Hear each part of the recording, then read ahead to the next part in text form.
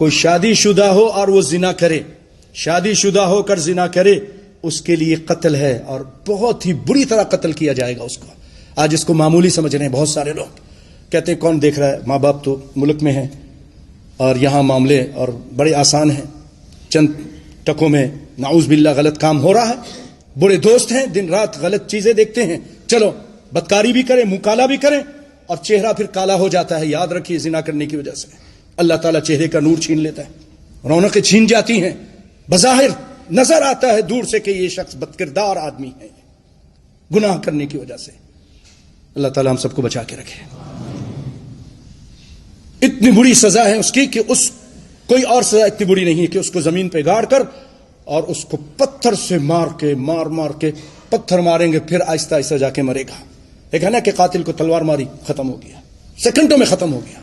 گردن جدا ہوئی، اس کا احساس بھی ختم ہو گیا، گولی ماری ختم ہو گیا، پھانسی دی تھوڑی دیر میں اس کا بھی معاملہ ختم ہو گیا۔ لیکن اس کا معاملہ جو شادی شدہ ہو کر زنا کرے اس کو سنسار کیا جائے گا اسلام کے اندر۔